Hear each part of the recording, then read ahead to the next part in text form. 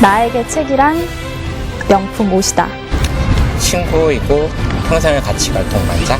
저를 발견하면서 나를 찾아가는 여인. 잘 안 보이던 것을 더 자세하게 가까이 볼 수 있는 돋보기인 것 같습니다. 태어나 글자를 알게 될 때, 그때부터 사람들은 책을 읽기 시작한다. 누군가 굳이 시키지 않아도 마치 생존 본능처럼 수많은 책을 고르고 읽기 시작한다. 아마도 단지 지식과 정보를 얻기 위해서만은 아닐 것이다. 어쩌면 당신은 책을 통해 무엇인가를 찾고 있는지도 모른다. 오늘도 페이지를 넘기는 당신에게 한 번쯤 질문하고 싶다. 당신은 왜 책을 읽으십니까? 휴일 오전, 서울 시내에서 가장 사람들이 많이 오간다는 지하철역. 이곳에서 흰색 티셔츠를 나란히 입은 한 무리의 사람들을 만날 수 있었다. 자리에 앉자마자 일제히 책을 꺼내든 이들. 과연 누구일까?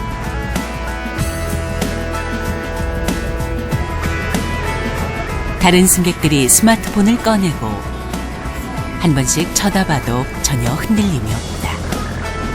이처럼 주위의 시선에도 아랑곳하지 않고 한 장 한 장 책장을 넘기는 주인공들. 바로 책 읽는 지하철이란 모임의 회원들이다. 지하철을 타면 정말 책을 읽는 사람은 많이 없는데 이렇게 책을 많이 읽고 있는 모습 보니까 핸드폰 대신 책을 좀 더 읽는 그런 습관을 들였으면 좋겠다는 생각이 들었어요. 잠시 후 한 회원이 용기를 냈다. 지하철이라는 웹페이지에서 나왔거든요. 지하철에서 책을 읽자고 스마트폰들 많이 보잖아요. 그래서 저희는 지하철 안에서 책을 읽으니까 플래시몹을 하고 있거든요. 가져가시죠. 한 달에 한 번씩 캠페인을 벌이는 회원들. 그들이 함께한 이유가 있다. 책 읽는 과정 자체를 좀 놀이로 만들면은 책 모임뿐만 아니라 그 책 읽는 시간 자체도 또 유의미해지겠다. 저 사람은 이 시대 사람인가? 특별히 책을 좋아하진 않지만 사람들과 함께하는 시간이 좋아 모임을 만들었다는 송화준 씨. 이처럼 책은 어떤 이들에겐 재미있는 놀이다. 오늘은 아주 사적인 독서라는 책을 가지고 왔습니다. 그래서 여기서 우리가 책을 읽는 이유는 내 안에 있는 욕망에 대해서 솔직해지고 거기에 대해서 추구하기 위해서 책을 읽는다고 얘기를 해요. 그래서 저는 이 책을 통해서 내가 독서하는 이유, 그리고 내가 지금 어떤 욕망을 가지고 있고 그걸 실현하려고 어떤 책을 읽고 이런 걸 제가 한 번 더 깨닫게 해주는 것 같아요. 떨리는.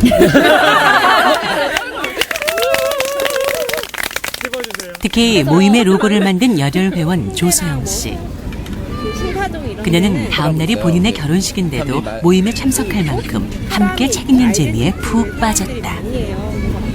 각자 이제 살아왔던 그런 인생들이 다 다르기 때문에 똑같은 책이라도 견해가 너무너무 다르고, 그리고 사람 성격마다 책을 갖고 오는 것도 다 달라요.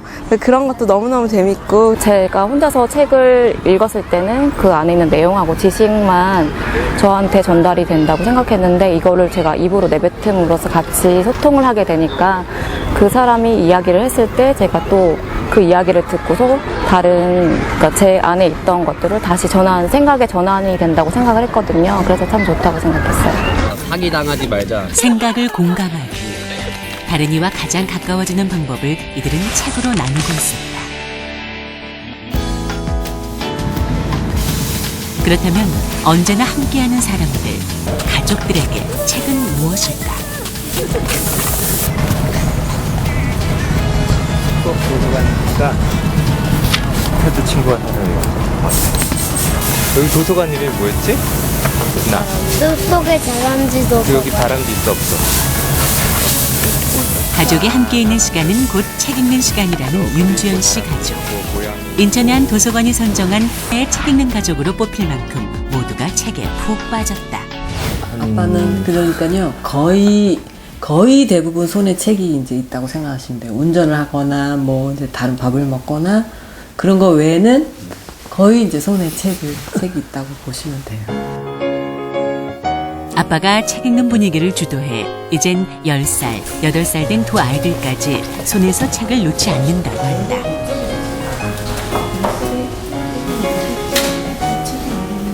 물량간 빌려가신 책 목록이에요. 한 사람당 평균 한 250권 정도 이상씩 빌려가신 것 같아요. 전체 권수라면 아마 1000권이 넘을 거예요. 집을 선택하는 가장 중요한 조건 역시 집과 도서관의 거리, 그리고 아이들과 부모와의 거리 또한 책으로 가까워졌다. 애들이 좀 크고 이제 자기네들이 이제 이 책을 읽기 시작하니까 읽어줄 때도 있고 이제 저희가 읽고 싶은 책을 읽을 때도 있고.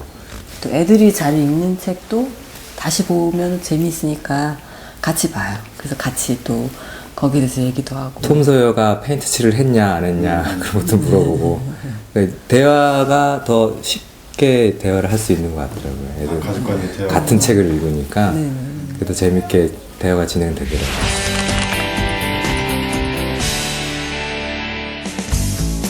대화의 시작을 책으로 하는 것이 쉽다는 이들이 또 주인공 자체도 한 게임 업체의 직원들인 이들은 매달 한 권의 책을 정해 의견을 나눈다.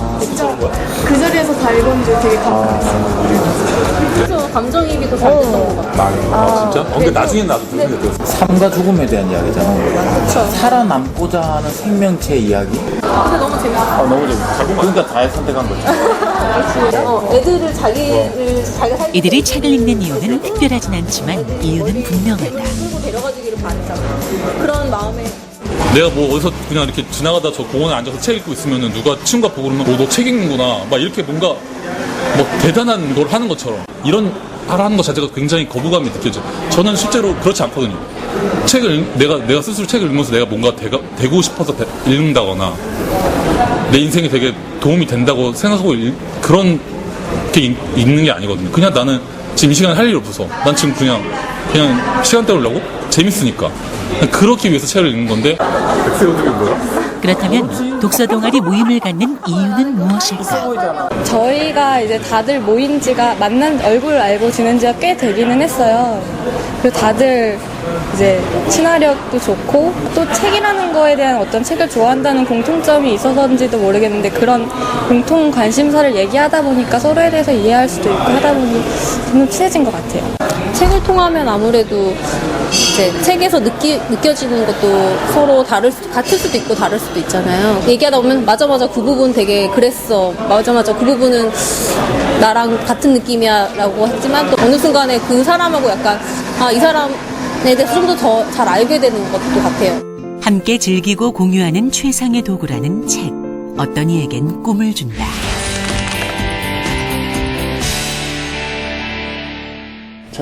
책을 통해 어떻게 꿈을 찾아갈까?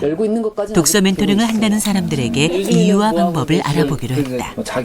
인터넷을 통해 만나 특별한 인연을 나누는 회원들. 각자 이루고자 한 주제에 대한 책을 수십 권 읽어 구체적으로 목표를 설정해 찾아간다고 했다.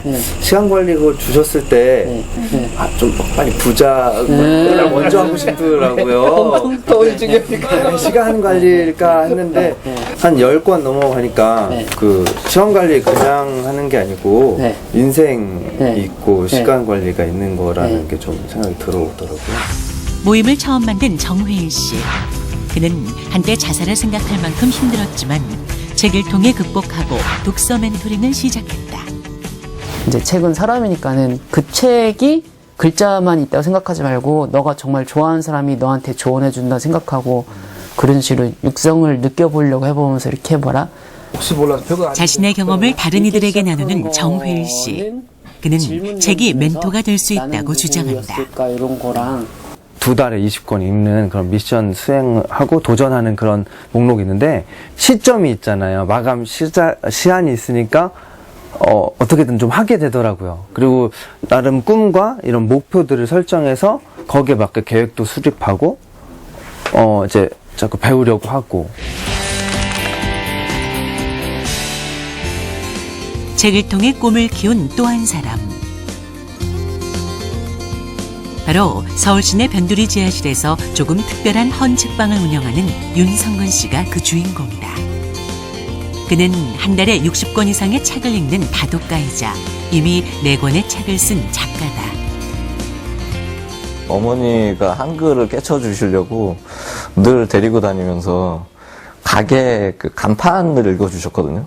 저기 뭐라고 써있냐 하면 뭐 무슨 슈퍼마켓이라고 써있다. 양품점이라고 써있다 이렇게 간판을 읽어주셨는데 그때의 어떤 저의 호기심이 자극이 된 것 같아요.